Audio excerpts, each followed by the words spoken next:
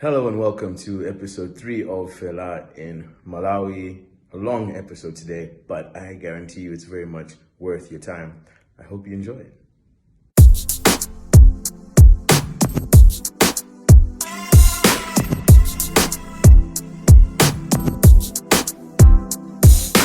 This is our second time trying this. We had a whole joke conversation that I didn't Yes, record. we did. So we're gonna do it again. This one's gonna be better. Yes, let's do this. Second time. Okay.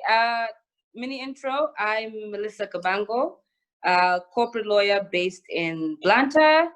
Intros are still hard for me to do, basically. That's why I tried to at least, give the background. I don't know if there's anything else you want to add. All right. Not really. Okay, dope. So yeah, thank you so much for taking the time. I know you are busy. For taking the time to come back and run this back with me. Now, sure. I want to take the conversation from here because obviously I keep saying obviously that's something I figured out from the recording. What I would like to do is maybe start from the beginning. So we got to know each other through social media, and I think we've had similar views, we've had differing views, but the good thing is even like when we met in person, it's been dope, but we've always been able to engage our viewpoints to say, okay, this is my view and it's X, this is my view and it's Y, and it's never like a clash. It's always, okay, you think this, I think this, what is it that they say? You're supposed to have a thesis, antithesis, and together you have synthesis, which I think happens a lot whenever we've engaged, obviously more than WhatsApp now that we've gotten to know each other a bit better. So I want to start with Twitter because I think that's where we knew each other from. I think that's where I want the conversation to start. So you told me you want to talk about trolling interwebs. And what is your take on these interesting people in the social media space? I think that social media is, I feel like a melting pot, right? There's just everybody's on social media, right? I think the most interesting one being Twitter, because I feel Instagram has its limitations, Facebook has limitations, but Twitter is just like every minute something's coming in, like something new is coming in.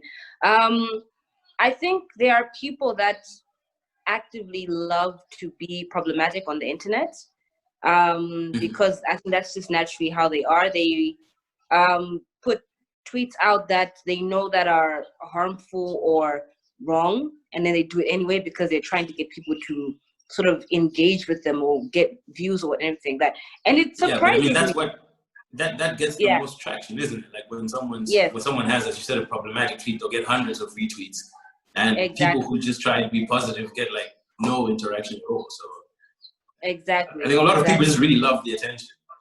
They do. I think social media fame is a drug. I think there was a mini documentary where a couple of YouTubers are talking about how they gained their fame on social media, and then they started to sort of do crazy things to get even more attention, and it starts to become a cycle where you're like just doing the absolute most to get that social media fame. So I think sometimes people do that just to get famous on socials. I don't know what their necessarily the final end game is, but I think they enjoy that attention. I don't think there is an end game with such people. I think they just, if, for example, even if you look at those various accounts that have come about, I'm not even going to mention the names because I don't want to give them any traction. But there've been one or two accounts that have been open like in the last, 5 or so months, I'd say, where all they are there for is to try and trash people, release gossip, and people are following it. People are following it. I think one of them got to like 1,000 followers like within a month. And for someone who's been on social media for a while, especially Twitter, because Twitter, it's your content, more than anything, your personality.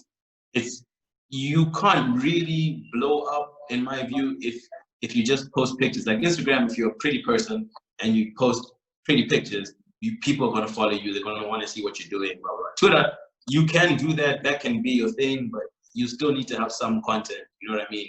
In order for lots of people to follow you. So to get to 1,000 followers within a month, it's like, okay, people really want to hear what this account is saying, and all it's saying is so and so got caught with their side chick, so and so is sleeping with so. And I was like, is this really the stuff that, you know, people want? But it's what gets people going. Actually, as I said from the beginning, it's one of the reasons why I wanted to start the podcast, because I was getting a bit annoyed at how such content is what gets a lot of attention. But I don't think there's an end game. I think they post it so they get attention, they get that dopamine rush, and maybe that's good enough. Who knows? That's probably why. That's probably why. It I don't know. It makes no sense to me. So what is your suggestion? What is the cure for the troll, in your view? The only way is just not to engage with them. But unfortunately, like you said, other people want to engage with that type of content. I think because I think we are naturally curious about other people, and sometimes we follow those accounts because we're like, oh, what are they going to say? Who's going to come out and all that other jazz? So I don't know if you can ever get rid of troll accounts. I don't think it's ever going to be possible. You just have to learn to live around them, I guess. Yeah, I think I'll give kudos to Twitter Malawi at the moment. I think a lot of people have been like saying the same message of just report it, block it, don't even engage, because they said don't feed the troll. The more you feed it, the more they're going to start looking for this information. And you can see, you know, accounts get desperate. They start making up things and start, you know, say, okay, that doesn't even seem remotely possible because I know the person you're talking about, and that's just completely off. But hey, let's not feed the troll. Hopefully, because not the one thing, which, as you said, YouTubers. I think you said there was some social media influencers in the documentary you were watching. I understand people who like get famous on YouTube and Instagram, because YouTube, after a certain while, I mean, I don't know how long this will take if I get there. You get paid, you know, promotions and ads on your videos and so on and so forth. People make a living simply off YouTubing. And like nowadays I hear, I have no like proper insider knowledge on it, was like Instagram, people get paid to post stuff on their Instagram, like if you have a certain number of followers.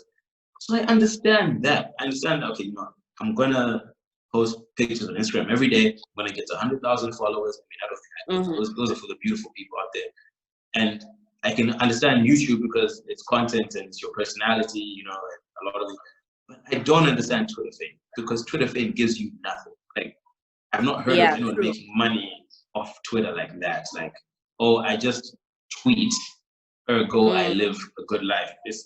It doesn't come across, but it seems to be one of those platforms where people are willing to do and say anything to get attention. I don't know if you want to talk about this, but one thing which I found quite interesting was the topic of Twitter elite versus Twitter peasants that kept coming back and forth. I know that. I've always kind of, I don't know, is the Twitter elite people that are doing well in society, or just people who have a lot of followers? Because I've always kind of, I don't know. Got confused by that. I don't know what Twitter elite is, to be honest. But one thing which, you know, I saw it like going on for a bit. I think Twitter elite, in my view, are the people that people engage with a lot. You know, there's some household names on Twitter. Yes. There's certain people that, you know, are always in the conversation and people are always talking to them. You know what I mean?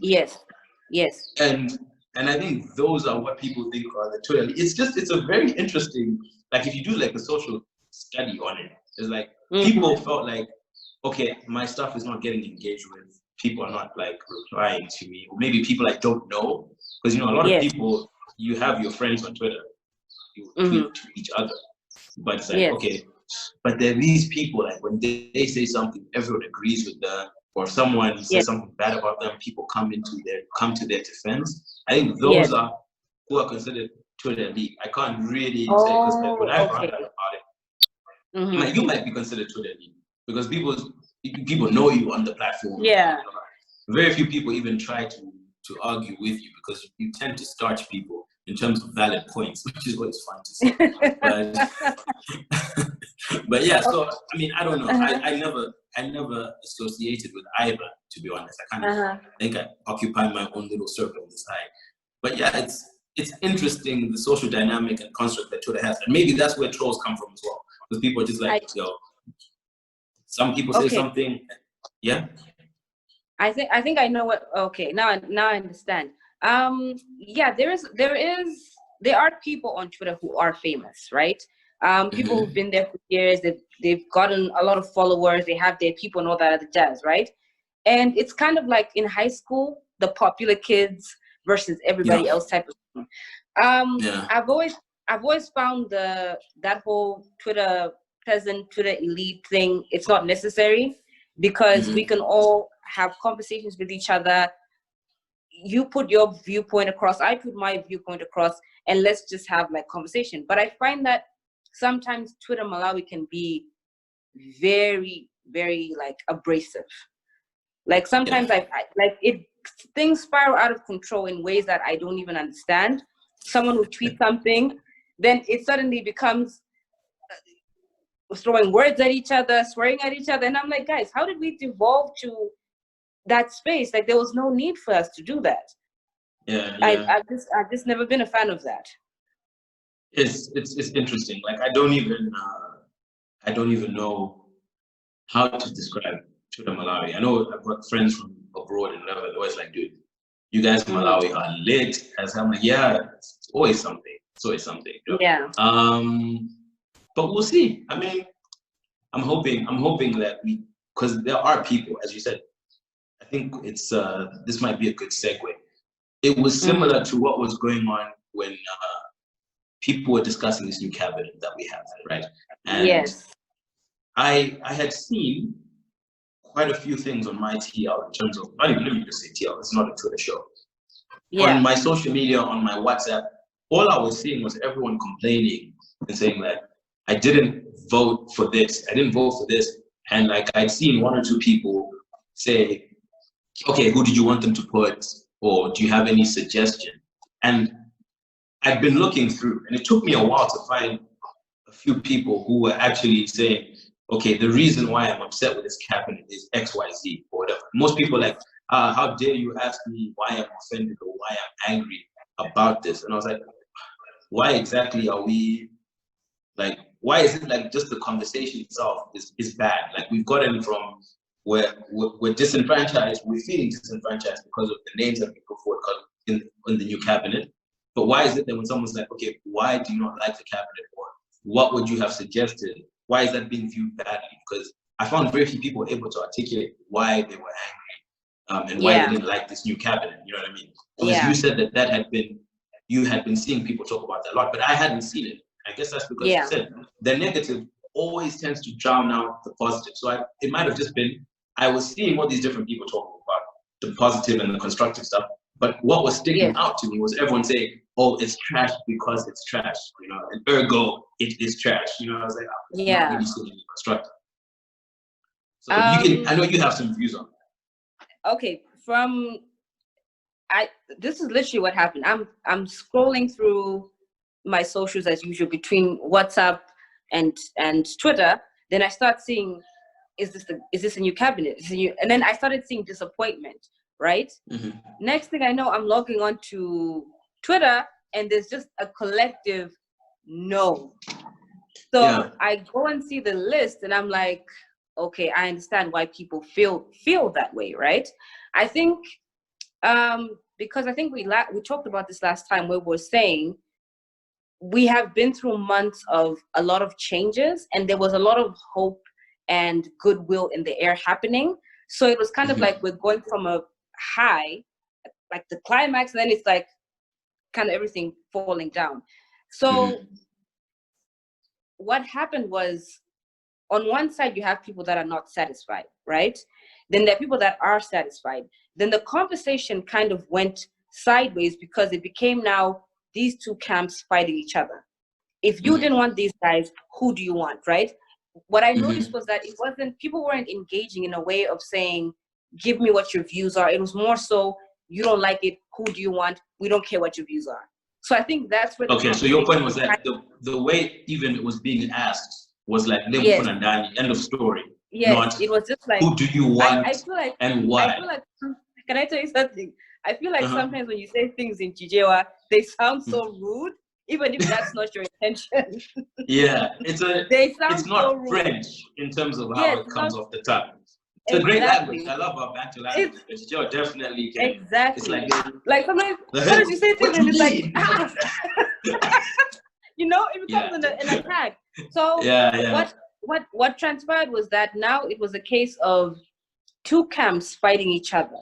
One that's for it, the other that's not for it. And then the way we were engaging with each other wasn't like, it went kind of left. I did see people who were putting their viewpoints across, like you said, and they were able to articulate what they felt. But overall, it was just two camps kind of like clashing with each other, right? And my thing is, you have to be careful with how you engage with people on social media, because I engage with people as well, but you have to be careful. If I ask a question like, why do you like this? And then when people are answering, I proceed to be mocking or making fun of you in other comments, it doesn't come off well. It comes off like, all you're doing is just trying to mock people, make fun of people, and not really caring about what their viewpoints are. So I think that's where everything kind of we got lost in the conversation, and it kind of devolved into something else. Yeah, that's the reason why that one was, I had to ask, because I don't like to engage too much. Like, I don't like to enter into real debate online. You know, if I have the person's number, I prefer WhatsApp them to talk, because already, I don't know if it's the dark mode or it's the blue, but I feel like Twitter has got this like innate anger in it. Like, it's the detail of social medias, because if you read something on Twitter for whatever reason, it just feels more abrasive just for the fact you're reading it on Twitter. You know, you're always trying to see, like, is this person coming at me, or they just asking a proper question? I don't know. You know, exactly. A good example was that girl who got a compliment from the Malawi Ghost thread, and you know, she ended up mocking the guy who was complimenting. I think she just read it. Yeah, it was like, oh, she was actually saying something nice, but okay. Yeah. Drag him. So it's because my worry, and I think in the conversation we had, that is lost to the ether, unfortunately, this one is still recording and monitoring it, is that if we are not able to discuss the issues, my fear is that if we're not able to discuss the issues, right, we might lose a big reason why these elections were as historic as they were. In my view, they were historic because it wasn't just people saying, no, this was rigged, this is wrong. It was like, no, this is rigged, this is wrong, and we're going to tell you why we think it's rigged, this is wrong. We're going to tell you why we disagree with what you're doing, because it's against X law. You're not adhering to separation of powers.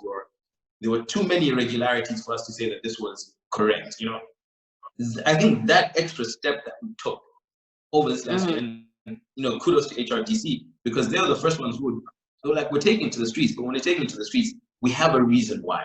You know what I mean? And even though, as a lot of movements have, some looting and some bad things happen, but there was a big reason why they were doing everything they were doing. And I felt like maybe we're just coming off this high. It's the first time in my life Malawi has been so well regarded, you know, globally. Everyone's talking about Malawi like, oh, it's democracy at work. I'm like, oh, look at these Africans, and you know, and it's like everyone's like wanting to write papers about us. Then when the Times teacher just comes with the KO, it's like, no, I don't be rewarded for my work. I'm just like, is this even the same country I've grown up in? Like, it was so nice, and everyone was so like together. And I was very shocked that it just took some names for everyone to be like, let's leave the names aside, but for everyone to be like, no, screw you, no, screw you. And like, we had completely lost the, okay, we're discussing issues and, you know, what we want to go forward. That's what really concerned me. Because, you know, these guys, there's no way that Kilbert is going to be able to do something that makes everyone happy all the time. I'm not standing for the cabinet. I'm not for, I'm not against. I'm on the fence right now because I want to make up my mind properly, and I'll say why in a bit. But whatever policy he does, you know, I saw someone online talking about, oh no, he wants to make agriculture, you know, a staple in Malawi, and it's like, oh, it's time to move forward from agriculture. But it's like, okay, but what if you add value to agriculture? You know what I mean? And we start producing the stuff, adding up the value in Malawi ourselves. That's still agriculture. And that's how a lot of places move forward.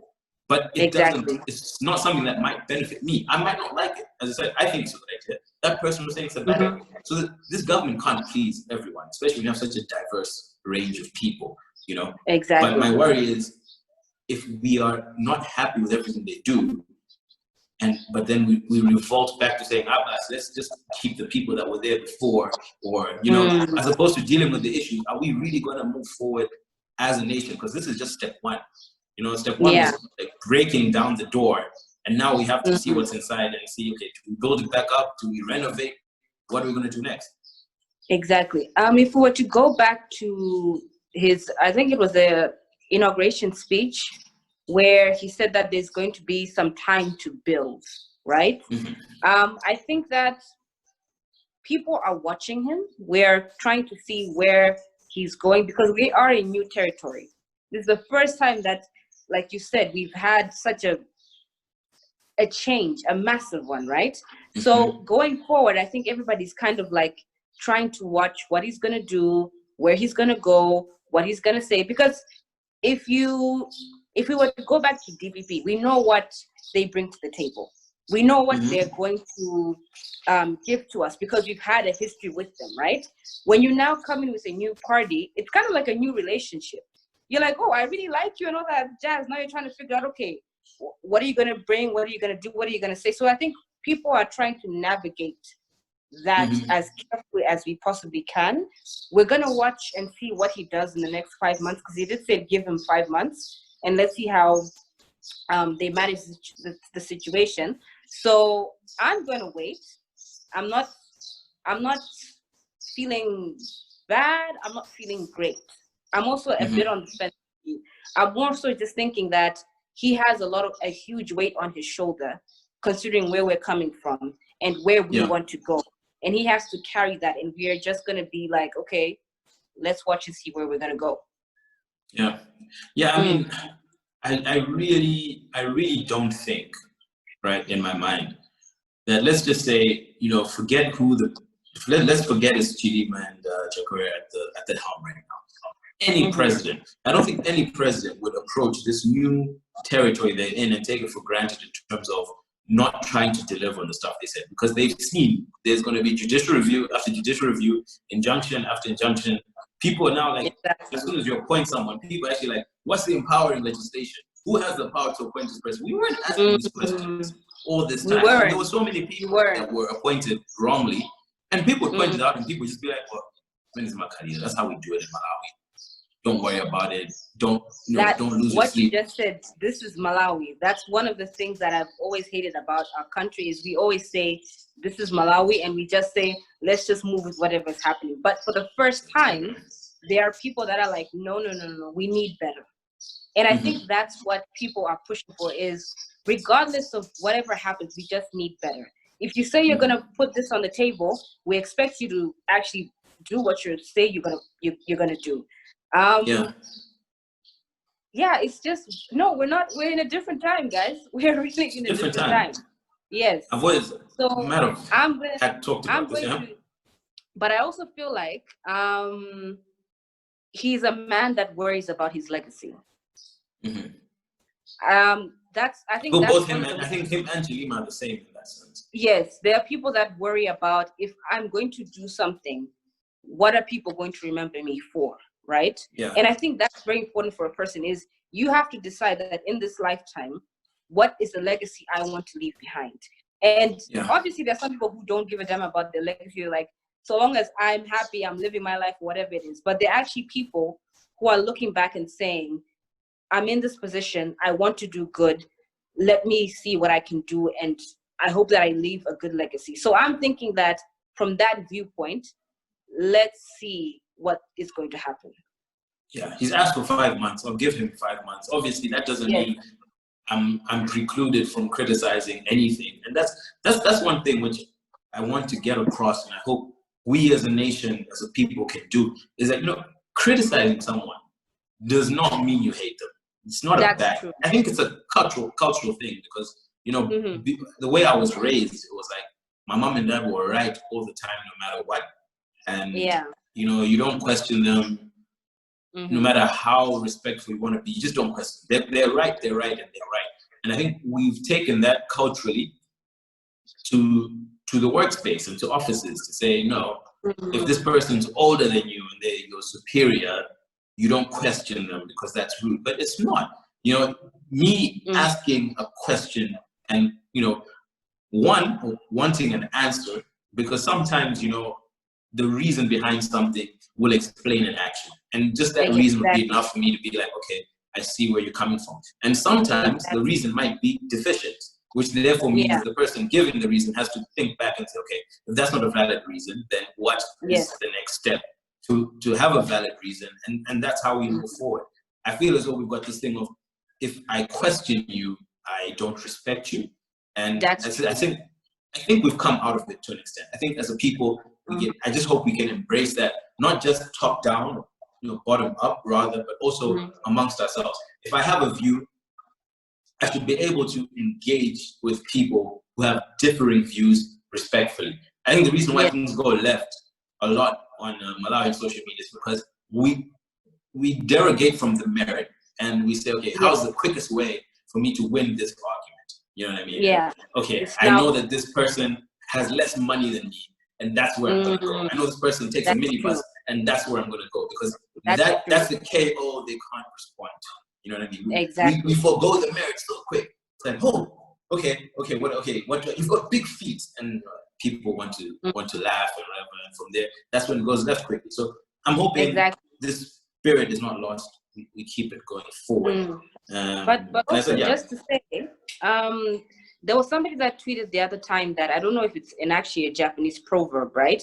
But when you are having a discussion with somebody, right, and you're trying to put your viewpoint across and trying to counter them, you have to be mindful of the fact that whatever that person thinks is a truth to them, right? And what you're essentially doing is that you are breaking a truth that they hold. So sometimes people are afraid to sort of, to confront something that they've always held true to themselves. To say, like, if you believe that the sky is blue, and then someone says, no, but actually the sky is green, then you're like, oh my gosh, I've believed this my whole life. Now you're breaking somebody's truth apart. You have to be careful of that. And people become very defensive because confronting that is very difficult. Yeah. But I mean, I get what you're saying, and it's very true. But I don't agree with how people react to being questioned. People react differently. They react so, I don't know. It's wild. It's wild. It's like, you know, everyone's allowed to be wrong. Like, there's so many times where I've been so sure about something, right? And someone tells me something else. I'm like, oh, I didn't know that. And you move on with that. You've learned something new. And that's where I think it starts to stop.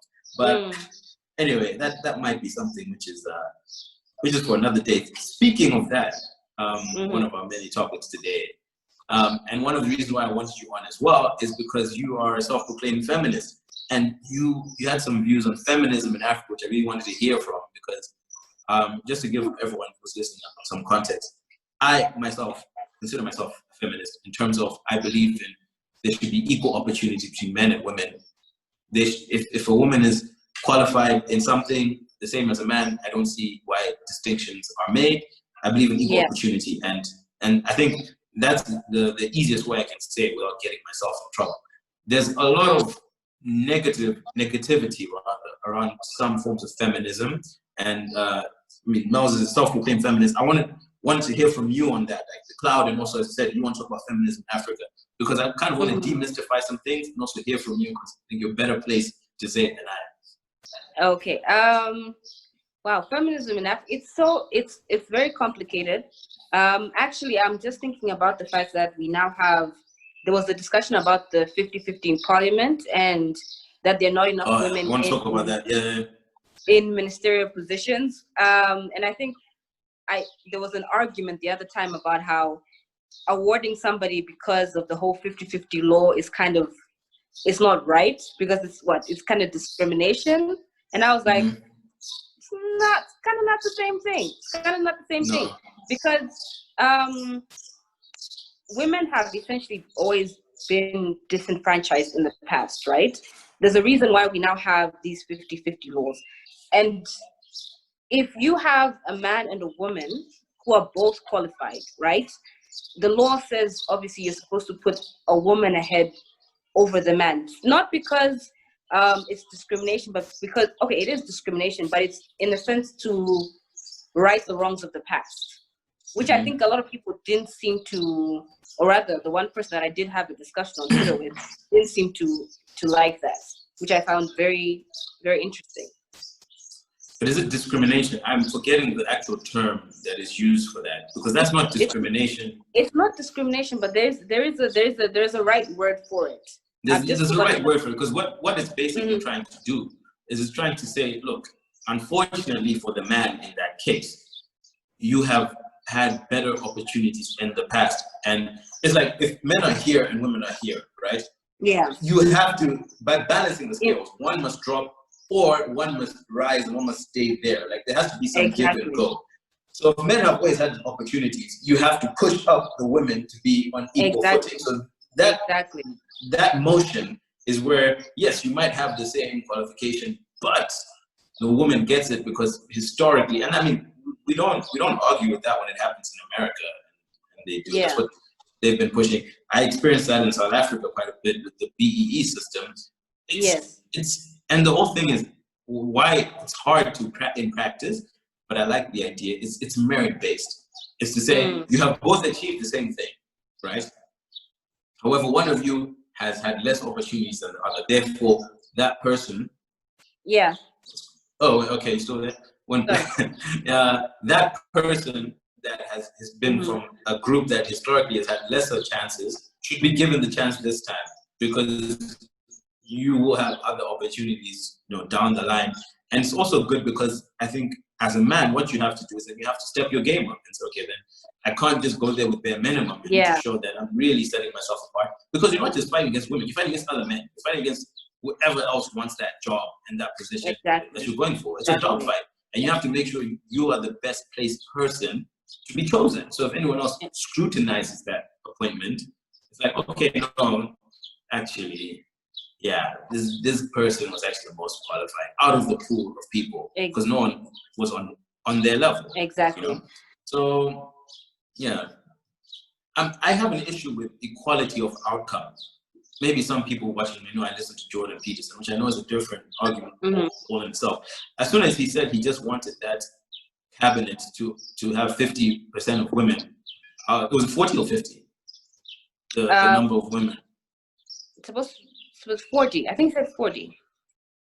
If I'm not mistaken. The moment you start committing to these numbers, right? I have a problem, because I feel like he set himself up for what people react to. Because if you say that before you even look at the field and you know who's out there and who you're going to appoint, it's like now you're forced to say, oh man, no matter what, 40% of these people need to be women, because that's what I said. You know what I mean? And I put a number to it. Now what you do is you in my view, you belittle some of the women in your point, because now it's like, oh, you're only there because they needed 40%. You know what I mean? Yeah. When you put it like that, I feel like, but if you say we're actively going to make strides to make sure qualified women are given opportunities and are represented, because what happens? I saw an argument, people say, oh, only, what I don't know percent. It was like only 2 cabinet ministers are from the north, are Tumbuka. So I'm like, okay, I'm Tumbuka. That relates to me. But in the same view, I'm not like, oh no, if there's not 50% Tumbukas in this cabinet, I'm not for it. No, because I want to make sure, because now you start playing numbers game, and you treat people, instead of like appointments, you treat them like points. And you say, okay, we need 40% of women. What if we get a northern woman? Oh my gosh, that's an extra northerner in the cabinet, and she's also a woman. Now where we have less of a percentage to worry about. It's like, I feel like it belittles the whole process, and that's why, like as you said, most of them are deputies. Why is that? Was it because he was literally just like, I need to get to the 40? I think he set himself up there. I don't know. Maybe he might, after the 5 months, he might put the deputies in place of the other guys, because he did say, if you don't perform, I'm gonna kick you out. So I don't know if his plan is, if you don't perform, I'll put your deputy into your but then spot. you're banking on your I'm not sure if that makes sense. That's also shooting yourself in the foot. Actually, that's like, true. Why would you put? This is your first term. This guy's been running for I don't know how long. Are you going to bank on the fact that some people aren't going to perform, and then you'll fight? And then once again, then now the women are the secondary. It's like, oh no, you get your chance if someone else messes up. Not a good message. I don't know. I don't like it once they put a number to it. I think it makes everything. But then one of the issues that did come up was when the people asking that who do you want in cabinet, right? He's supposed to look at different candidates across the board, right? So I'm assuming that if you go to say Ministry of Transport, is there not a woman that's been in that arena before who you can put in that position? If you say maybe Ministry of Health, is there not somebody there? Of course they put a woman, but what if the candidates were available? So I don't know what his selection process was, if there were several names put up, or he just said, okay, these are the people and I'm going to check this person and just put them in. I understand what you're saying, that you don't want women to be put in just for the sake of the token, like the token, how universities put diverse faces, but it's actually not that diverse in actual universities. So I don't know. I'm like I said, we're watching him. We're watching to see what he's going to do. But yeah, the women one is a bit shaky for me. It's a bit shaky for me. It's a bit shaky. Why do you think feminism in general gets a bad rep these days? Because it's like we did have this discussion, like how it's the message of feminism. Obviously, from my scholarly days, we did a bit of feminist studies in jurisprudence. So I have a bit of academic knowledge. So I know, in my view, from what I know, there are different types of feminism. Feminism is not in and of itself one concept. Yes. In encapsulates many concepts. But I think at the end of the day, one thing which I think we can all agree on is it looks for equality of women, right? Mm-hmm. Why do you think something with such a good message at its heart gets so much pushback? I think because, I think the last time we discussed it is because people who are rather the gatekeepers of patriarchy are going to push back against something that's going to push back against change, especially with feminism. And one of the things that I've noticed is that people say feminism is not African because they throw in arguments like we've got culture, we've got this and we've got that. But feminism isn't trying to break culture unless culture is harming women. Like the whole child marriage thing, people advocated that we should end child marriages in the country, although they still happen. We have a couple of women that are still fighting it, still trying to push that, let's stop child marriages. That's what feminism stands against. But you find people will mock it to say, oh, are you trying to be a man? Are you trying to be the head of house? Whatever it is. And I think that's where intersectionality kind of gets lost, because as an African, I'm trying to balance my culture, my religion, and feminism. And it's like, how do you push those three things all at the same time? How do you manage your equality with religion, with culture, with saying that men do this and men are supposed to do that, women are supposed to be here, you're supposed to be there. So it's a very difficult conversation that sometimes people lose when we're discussing, especially on Twitter. People lose the discussion. They lose what you're trying to say because they don't know how to balance all those things at the same time.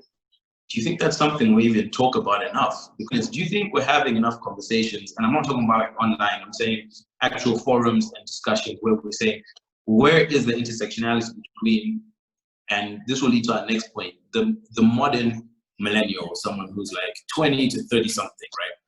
Are we having those discussions to say, where's the intersectionality between my religion, my culture, and my education? And I think the other point you said, because let's say, for example, at my church, they say, no, my pastor says, okay, I know the Bible says women shouldn't speak in these forums, but I've always allowed women to preach in my church.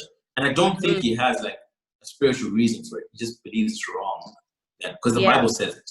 You know what I mean? But he interprets it and says, no, those are the customs of the times. And you need to understand that some things are customs. Like women wearing jewelry in the Bible was looked down upon because only prostitutes wore jewelry, apparently, in that area where that verse mentions it.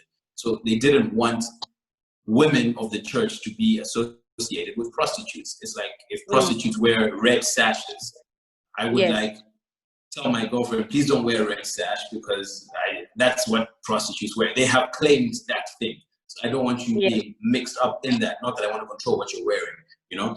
But custom obviously changed. Not everybody wears jewelry. You cannot make it synonymous with prostitution or something like that. So are we having these discussions at all? Do you think we need to? Where can we have them, which is not an abrasive platform in social media? I think that I have those discussions a lot especially at my office with my friends. We have every lunchtime, we kind of like hanging out and we have very serious discussions. And I always tend to be the guy that kind of says the things that everybody doesn't want to say, but I'm going to say it anyway.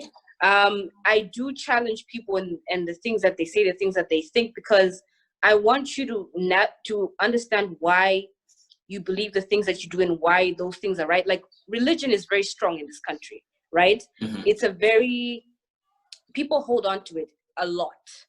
Yeah. But I've also seen that religion, if not used correctly, can be also dangerous, especially for women and feminism.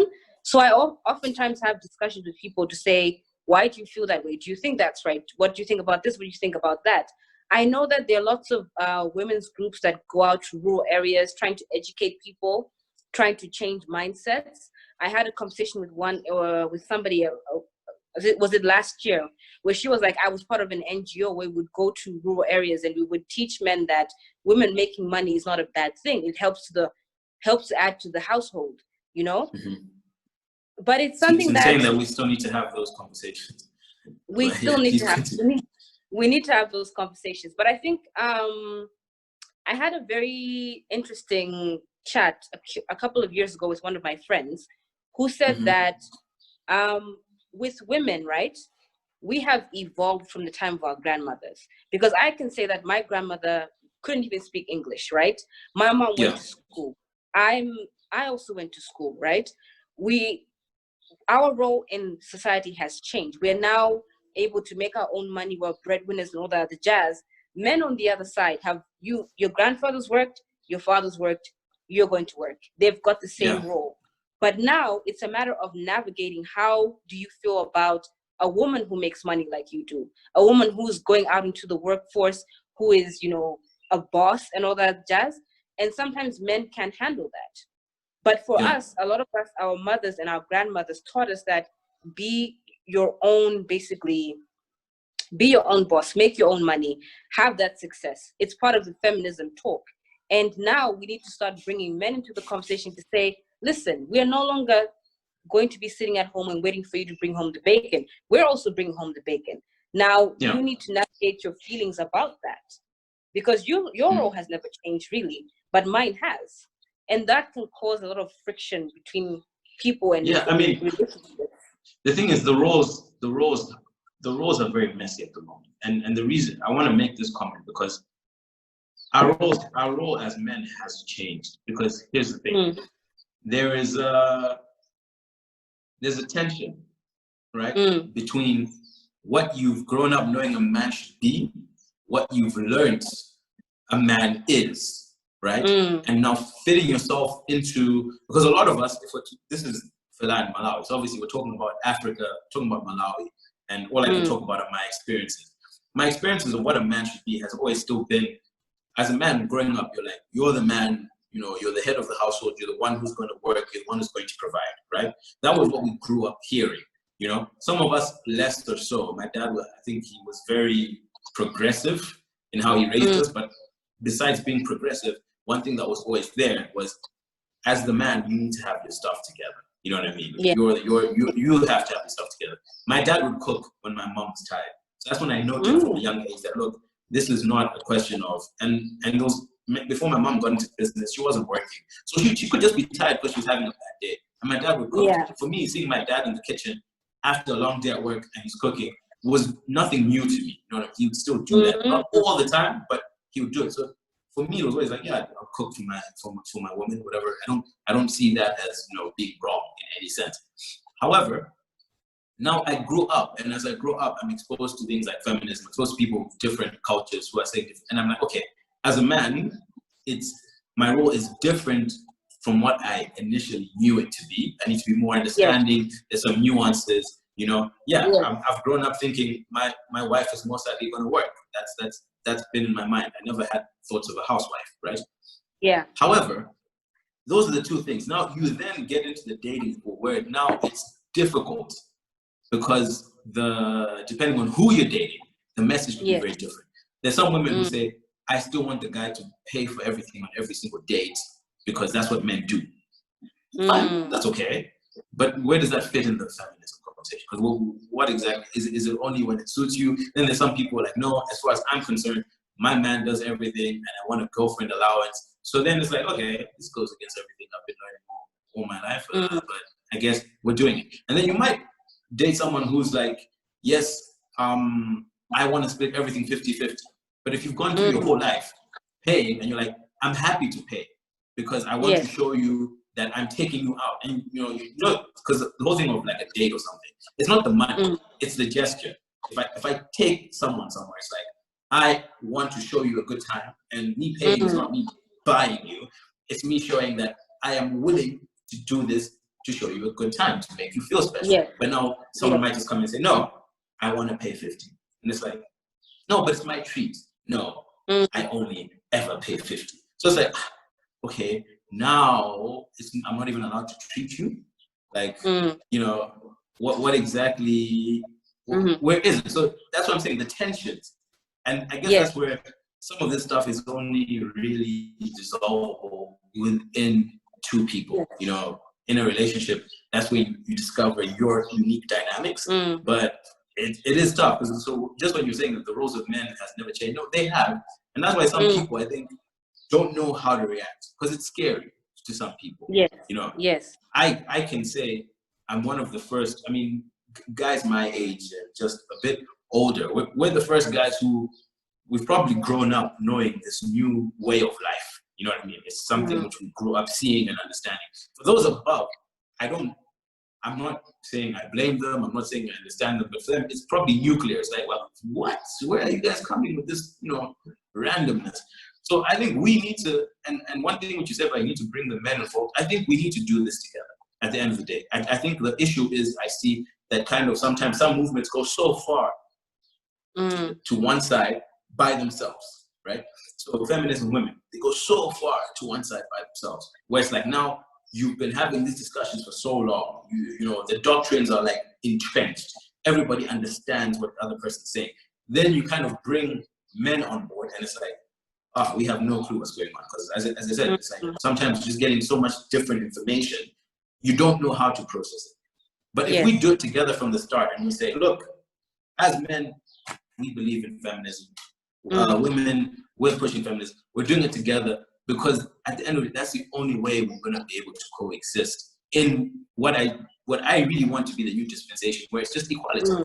You know, for us to get there, both sides must be heard. Both sides must understand the other side. And as we started off saying, sometimes it's just disagree. But when are we going to be like, okay, we're doing this? If there's a feminism movement, I feel like I should be there as well. So to learn and know. You had a point. Well, one of the things that I've always liked about talking with you is that you are somebody who's able to articulate a point. Like here, you describing your background and telling me how you have grown up. Very few men do that. A lot of times when I've spoken to guys, they know what feminism is, right? But they don't know how to have a discussion to say, these are what my issues are, right? What I find is that a lot of men are not able to articulate, to say, guys, this is where I come from, this is where I stand. Even just with men issues alone. Let's put feminism aside. Even just saying, guys,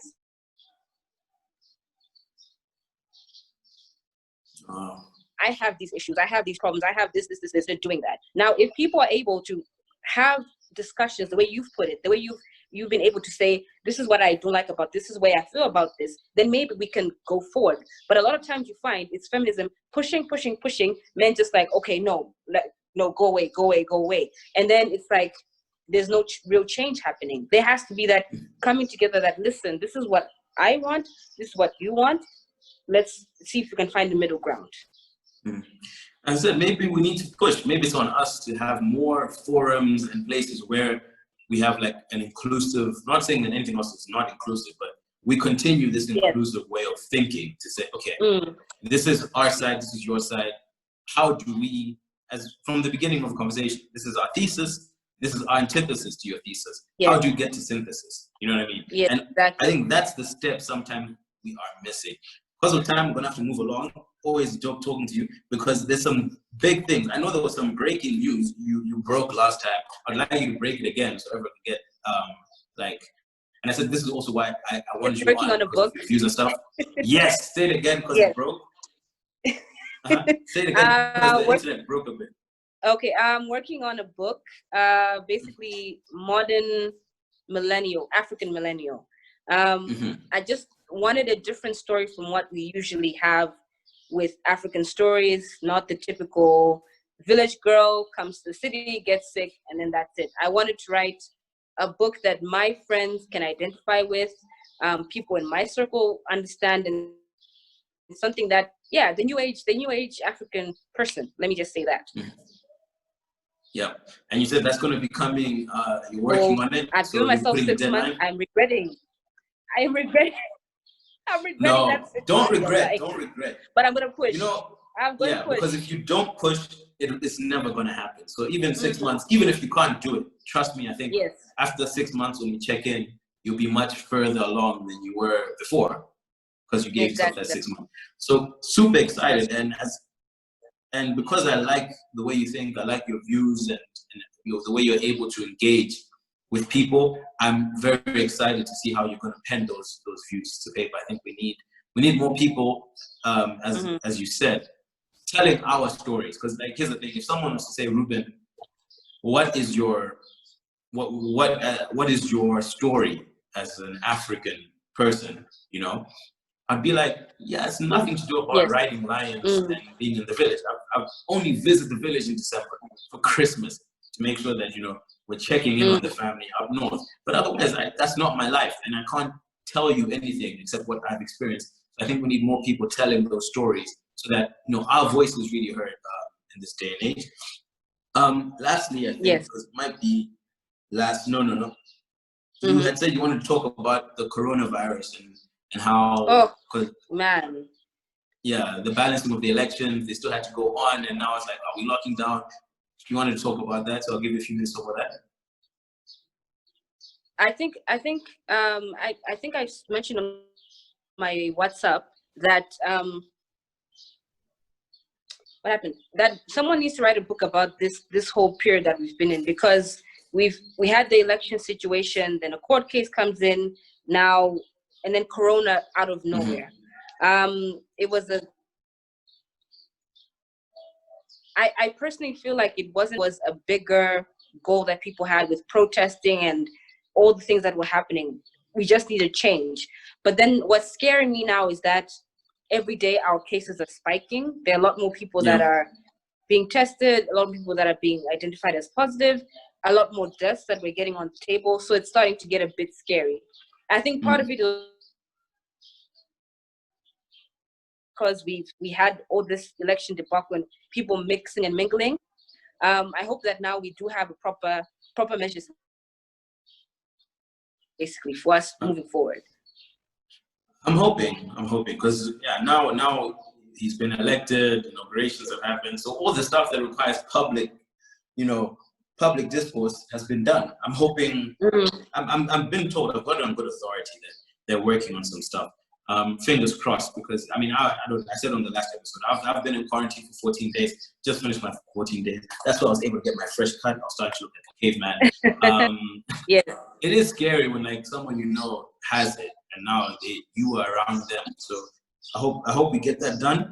Lastly, to close off, because obviously interesting people doing interesting things, your career journey, I'd like to give us a bit of a summary, maybe some hope to those people that maybe are looking to get to where you are for your age or whatever, because obviously you are someone who I think someone look at and say, okay, if I'm that age, I would like to be doing what she's doing. How did she get there? Was it always rosy? Were there setbacks? I think that's also something I really want to hear before you go. Oh, okay. What I'm gonna say is that, life is very strange. Can you just move your phone a bit because you've been breaking? You can have one bad thing happening on this side. Sorry. Yeah, it's breaking just up. Go back.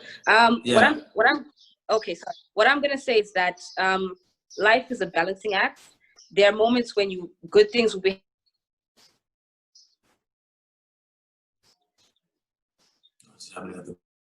Things will be happening on the other side. It's across your life and in this lifetime, but you have to always find a way to bounce back.